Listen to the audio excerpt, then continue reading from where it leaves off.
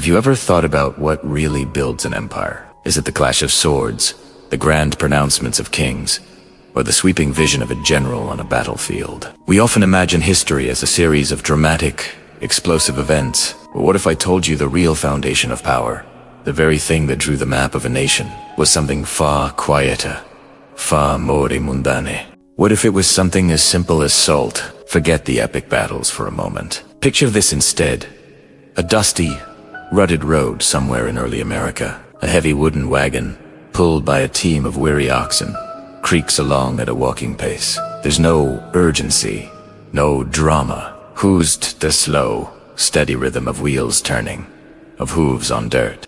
This was the pulse of a growing civilization, and its lifeblood was salt. Salt was essential, not just for taste, but for survival. It preserved meat, cured hides, and was a vital nutrient for both people and livestock. Without a reliable supply of salt, you couldn't store food for the winter. You couldn't undertake long journeys, and your communities couldn't grow beyond what they could immediately consume. Salt was the key to stability. So, how did this humble mineral shape a continent? It wasn't through conquest. Salt did not create empires with force. It created them with reliability. Think about that wagon again.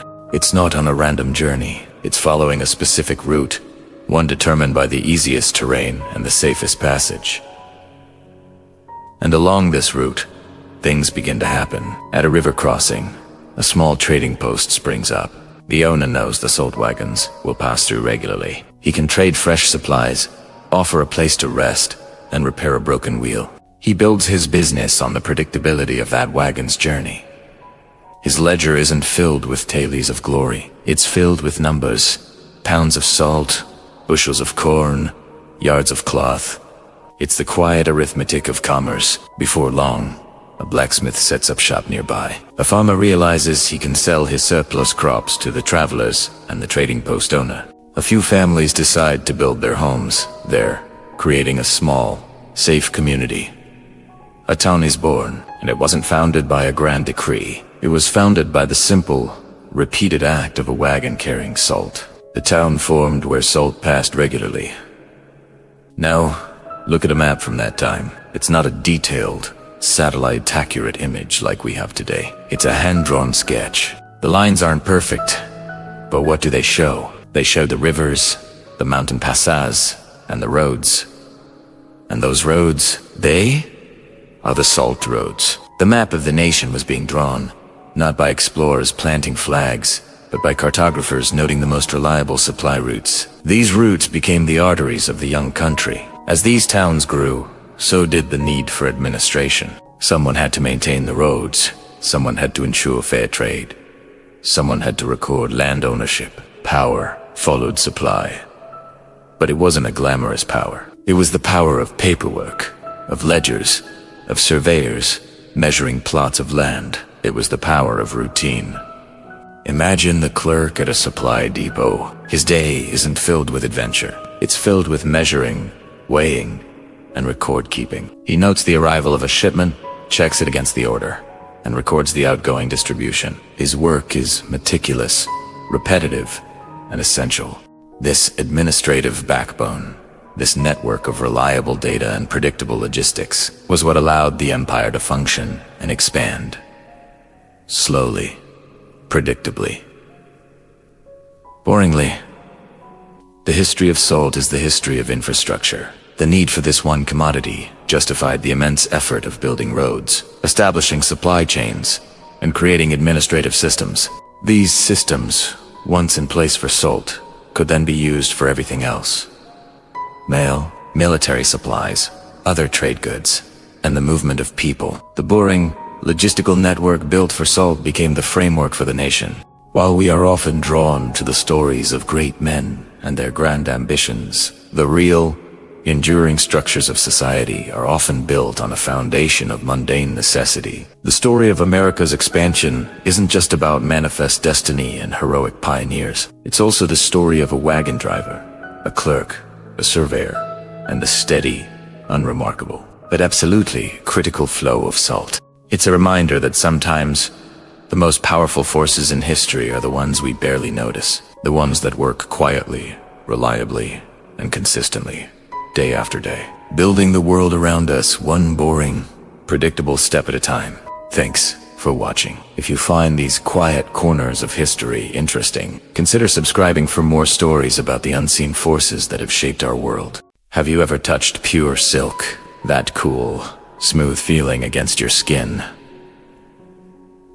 For most of us, silk means luxury. It means elegance, expense, something special saved for a rare occasion. But what if I told you that in America, the story of silk is about so much more than just beautiful dresses and fancy scarves? It's a story about ambition, about a nation trying to define itself. It's a story of industry, control, and the dream of a perfectly organized world. Imagine a time back in the 19th century when America was a young, boisterous country, still figuring out its place on the world stage. It looked towards the old empires of Europe and Asia and saw sophistication, history, and power. And one of the ultimate symbols of that power was silk. For centuries, the secret of silk production was jealously guarded by China. It was a fabric woven with mystique, a thread of gold that connected emperors and queens. America wanted it. It didn't just want to buy silk, it wanted to make it. This desire wasn't just about economics. It was about proving something. Proving that America could be just as refined, just as advanced as any other nation on Earth. This ambition sparked what was known as silk fever. It was a craze that swept the nation. People were convinced that raising silkworms would be the key to national prosperity and cultural elevation. Speculators bought up mulberry trees by the thousands, since their leaves are the only food silkworms will eat. Newspapers published breathless articles about the fortunes to be made. It was a classic American gold rush. But instead of digging in the dirt for nuggets, people were hoping to harvest wealth from the delicate cocoons of tiny worms. But here's where the story takes a turn. Making silk is incredibly difficult. It requires immense patience, precision, and a deep understanding of the silkworm's life cycle. The worms are sensitive creatures. A slight change in temperature, a draft of air, or the wrong kind of leaf could wipe out an entire crop. The dream of backyard silk fortunes quickly unraveled. The bubble burst, and many who had invested everything were left with nothing but worthless mulberry trees. The fever broke, but the dream didn't die. It just changed. The focus shifted from raising the worms to processing the thread. Instead of trying to create silk from scratch, America decided to master the art of turning raw silk, imported from Japan and China, into finished fabric. This is where the true American silk story begins. It's not a story of farmers and worms anymore. It's a story of machines, factories, and a new kind of worker. Enter the silk mills. Picture massive brick buildings rising up in cities like Paterson, New Jersey, which became known as Silk City. Inside these mills, the air hummed with the sound of machinery. Thousands of spindles spun in unison, twisting delicate threads into stronger yarn. Power looms, marvels of the industrial age, clattered away, weaving those threads into vast sheets of fabric. This wasn't the quiet, contemplative work of ancient artisans. This was industry. It was loud, it was relentless, and it was organized on a scale never seen before. Silk, the material of emperors, was being tamed by the machine. The process was everything. Each step was calculated and controlled. The raw silk skeins were soaked, wound onto bobbins, twisted for strength in a process called throwing, and then finally woven. Every single thread had to be perfect. A single snag, a single weak spot, could ruin an entire bolt of fabric worth a small fortune. This demand for perfection created a new kind of work environment. The factory floor was a world of repetition and control. Workers, many of them young women and immigrants, spent 10 or 12 hours a day tending to the machines. Their hands, nimble and quick, became extensions of the machinery itself, tying broken threads, replacing bobbins, and watching for the slightest imperfection. Their lives were governed by the factory bell and the relentless rhythm of the loom. So, you see, silk represented something America wanted to become. It was organized. It was refined. It was industrial.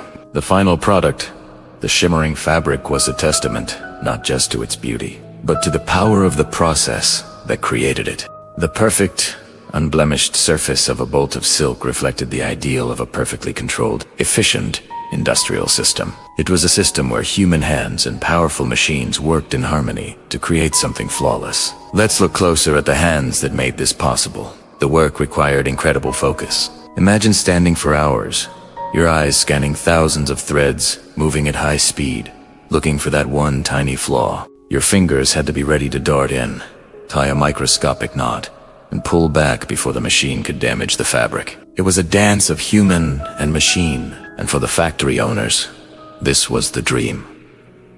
A system where every variable, including the human element, was managed for maximum efficiency and a perfect output. This obsession with control went beyond the factory floor. The silk industry helped shape entire cities. It dictated where people lived, how they spent their days, and what their futures held. The mill owners weren't just creating fabric, they were building a new social order, one based on industrial principles of discipline and productivity. But control can be a fragile thing. The same workers who were praised for their delicate touch and tireless work were also living in difficult conditions, often for very low pay. The quest for perfection and profit created enormous pressure, and eventually, that pressure would lead to conflict. The very workers who were the backbone of this refined industry would rise up, demanding better treatment and a fairer share of the wealth they were creating. The great silk strikes of the early 20th century were a powerful reminder that the human spirit Koina Biazir controlled as a thread in a loom. So, when we look at a piece of vintage silk today, let's see more than just a beautiful object. Let's see the ambition of a young nation. Let's hear the hum of the factories and the clatter of the looms. Let's remember the hands that guided the threads and the minds that designed the machines. Silk was never just about luxury in America. It was a mirror, reflecting the country's transformation into an industrial powerhouse. It was a story of process, repetition, and the relentless pursuit of control. It's a complex legacy, woven from threads of beauty, ambition, and struggle that is still part of the fabric of America today. Thank you so much for watching. If you found this journey into the history of silk interesting, please hit that like button and subscribe for more stories behind the objects that shape our world. See you next time. Have you ever stopped to think about what makes a suburb? Well, a suburb, it's not just the houses with their green lawns or the quiet streets. It's something much deeper, something almost invisible. It's a vast, intricate network of systems, all humming along just beneath the surface of our daily lives. These are the systems that never stop working tirelessly so that we can take a look around. You see roads, right? But what you might not see is the decades of planning, engineering, and maintenance that went into creating that simple grid. Every curve, every intersection, every storm drain is part of a complex design meant to move people and water efficiently and safely. These aren't just strips of asphalt. They are the arteries of the suburban body, and their health is crucial. They connect us to our jobs, to schools, to shops, and to each other. Without them, the community as we know it would grind to a halt. Now, let's go a little deeper. Beneath those very roads lies another world, a labyrinth of pipes, water mains, some as wide as a car, carry fresh, clean water directly to your faucet. Think about that for a moment. You turn a handle, and water that has been treated, tested, and transported over miles appears instantly. It's a modern miracle we take for granted every single day. And when you're done with it, another set of pipes, the sewer system, whisks it away silently and efficiently, protecting public health and the environment. This hidden plumbing is the unsung hero of suburban hygiene and comfort. But what powers all of this? Look up. Those power lines crisscrossing the sky are more than just wires. They are the final leg of an incredible journey for electricity, generated sometimes hundreds of miles away at a power plant. That energy travels through a massive grid, gets stepped down at substations, and is finally delivered to your home. It powers your lights, your refrigerator, your computer, your entire modern life. It's a constant, reliable flow that we only ever notice when it's gone. This electrical grid is the central nervous system of the suburb, animating everything within it. And it's not just physical infrastructure. There are invisible systems of rules and regulations, too. Ever seen a zoning map? It might look like a confusing patchwork of colors, but it's a critical document that dictates the very character of a neighborhood. It determines where homes can be built, where businesses can operate, and where parks can provide green space. This system of rules prevents a factory from being built next to an elementary school and ensures that your quiet, residential street stays that way. Zoning is the blueprint for community life, a silent agreement that shapes our surroundings. Then, there are the permits. Before a single shovel of dirt can be moved for a new house or a deck addition, a builder needs a construction permit. This piece of paper represents a rigorous process of review. It ensures that the building plans meet safety codes from structural integrity to fire safety and electrical wiring. It's a system designed to protect not just the people living in the house, but the entire community. It's a bureaucratic, often frustrating process, but it is one of the most important, invisible systems we have for ensuring quality and safety in our built environment. All of these things, the roads, the pipes, the wires, the maps, the permits, they can seem incredibly boring. They are the mundane details, the background noise of suburban life. There are no dramatic moments, no thrilling plot twists. It's just the steady, predictable, and relentless operation of massive, interconnected systems. They are the epitome of out of sight, out of mind. But that's precisely the point. Their success is measured by their invisibility. When the water flows, the lights turn on, and the traffic moves smoothly. It means thousands of people, complex machinery, and meticulous planning are working in perfect harmony. We only notice these systems when they fail: a water main break, a power outage, a sinkhole in the road. Those moments are a stark reminder of our complete and utter dependence on them. The suburb isn't just a collection of individual homes. It's a superorganism, a living entity that requires constant care and feeding. These invisible systems are its circulatory, digestive, and nervous systems. They are the boring, essential, and utterly fascinating foundation upon which our entire way of life is built. So the next time you drive down your street, turn on your tap, or flip a light switch, take a second to appreciate the silent, tireless work happening all around you, hidden in plain sight. It's these boring things that make life possible. Thanks for watching. If you found this interesting, consider subscribing for more deep dives into the hidden world around us. Every home you see, every apartment building, every skyscraper that touches the clouds, exists not just because of bricks and mortar, but because of paper. Stacks and stacks of it. We see the finished product, the dream home, the cozy apartment, but we rarely think about the invisible foundation it all rests on. It's a foundation built of forms, permissions, and codes, a world of mind-numbing, soul-crushing boredom. And that boredom is one of the most important protective forces in our lives. Think about your own home. Before a single shovel broke ground, a marathon of paperwork had already been run. Mortgage documents, dozens of pages of dense legal text were signed. This wasn't just a formality.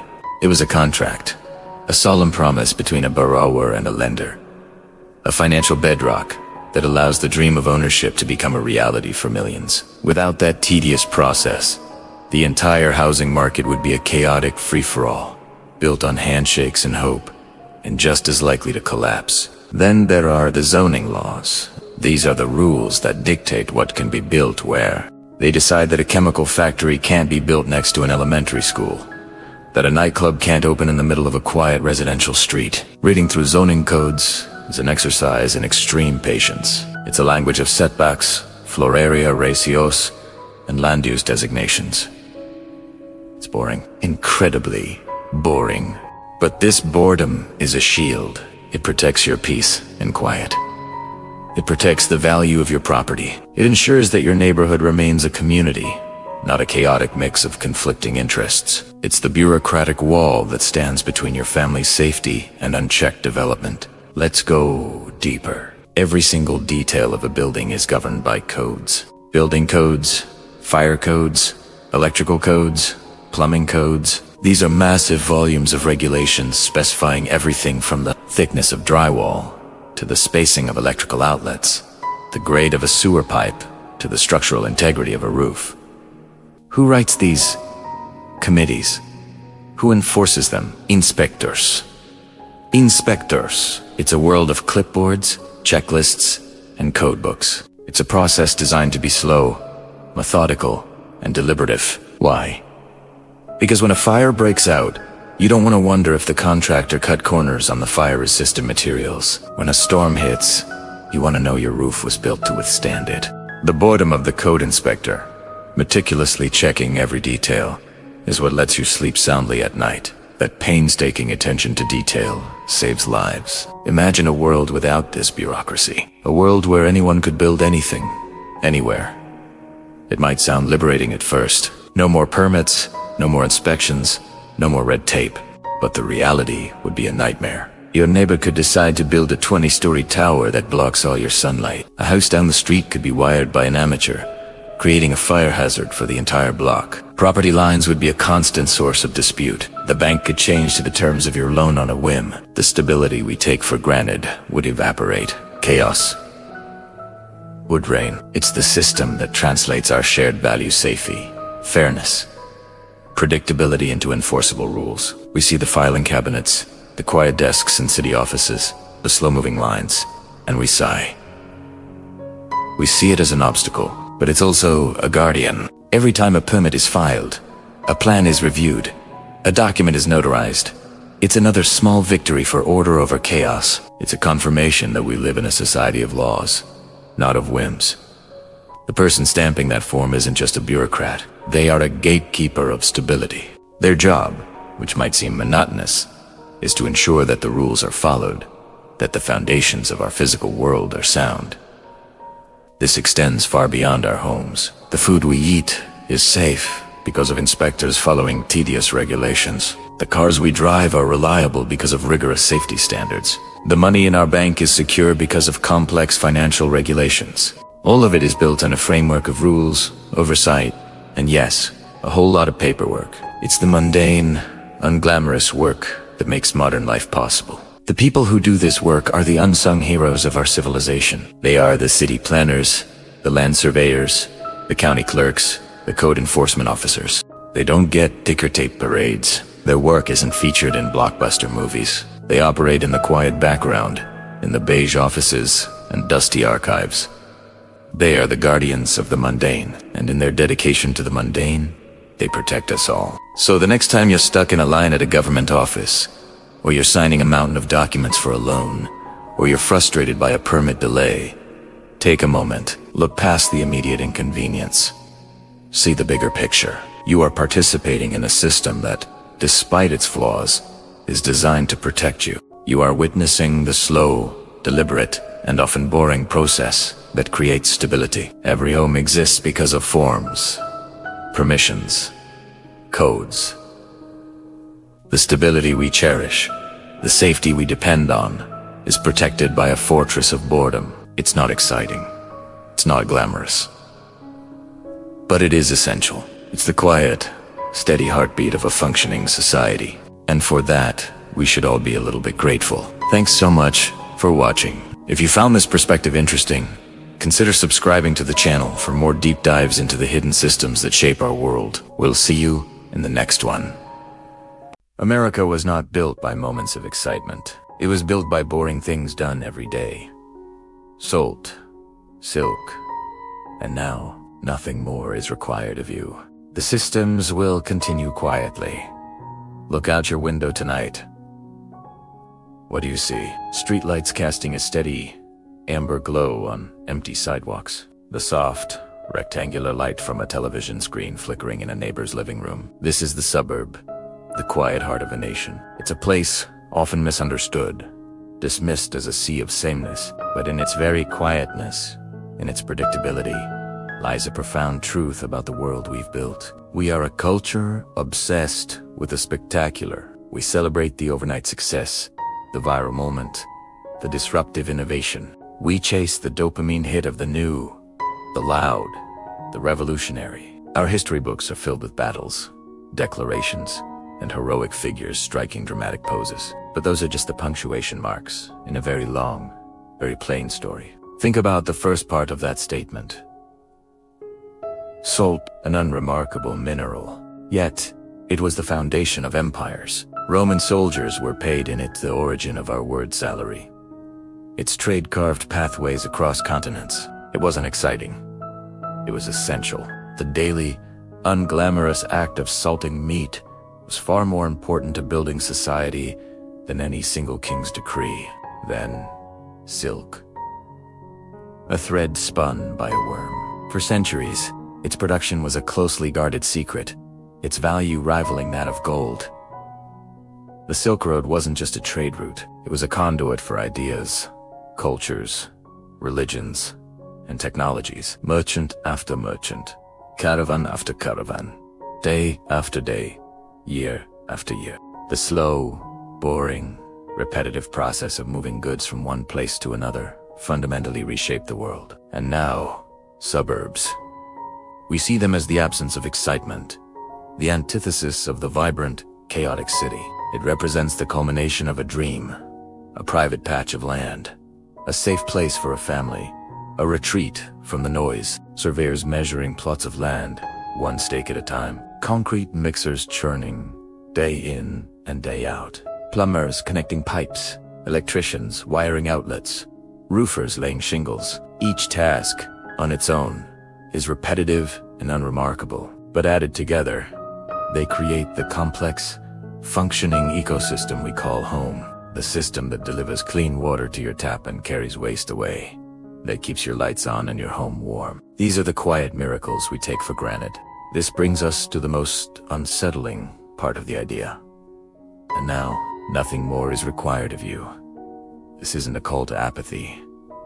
It's an observation about the maturity of our systems, the vast, intricate machinery of modern life, the logistics networks that stock our grocery stores, the financial systems that process our transactions, the digital infrastructure that connects us. It all runs in the background, largely without our conscious effort. The farmer who plants the corn, the trucker who drives it to the factory, the engineer who maintains the processing plant, the stocker who places the can on the shelf, they are all doing their part. But you, the consumer, are only required to perform the final, simple act of purchase. You don't need to know how the global supply chain works.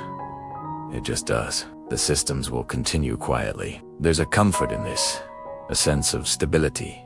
The sun will rise, the trash will be collected, the internet will be there. This predictability is what allows us to plan, to dream, to pursue our own individual lives without having to worry about the basic mechanics of survival. The system's boredom is our freedom. It frees up our cognitive space to create art, to pursue science, to fall in love, to simply be. But there's also a danger. When we become too disconnected from the boring things that sustain us, we forget their importance. We forget the labor, the resources, and the incredible complexity holding our world together. We start to see the empty shelf in the supermarket not as a temporary failure in a miraculous system, but as a personal insult. We lose our appreciation for the quiet, consistent work that makes our lives possible. The people who keep these systems running are the invisible heroes of our time. They are not celebrated on magazine covers. They are the maintenance workers, the logistics planners, the data center technicians, the power grid operators. They are the guardians of the boring, the stewards of the mundane. Their work is the bedrock of our society. It's the constant, low hum beneath the noise of our daily lives. Think about the sheer scale of it. Every single day, millions of packages are sorted and delivered. Billions of gallons of water are purified and pumped. Trillions of bits of data are routed across the globe in seconds.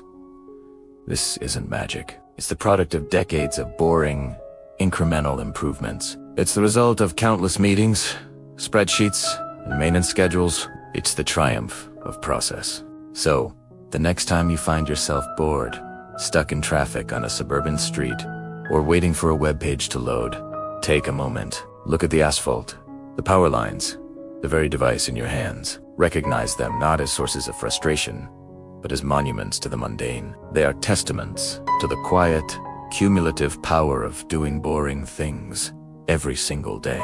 America, and indeed the modern world, wasn't just built this way. It is maintained this way. The exciting moments, the elections, the product launches, the scientific breakthroughs are just ripples on the surface of a deep, slow-moving river. The real current, the powerful force that carries us all forward, is the steady, quiet, and profoundly boring work that happens every day. All harandas, even while we sleep. The systems will continue quietly, and in their silence, we find our lives. Thank you for watching. If this idea resonated with you, consider subscribing for more thoughts on the quiet patterns that shape our world. See you next time.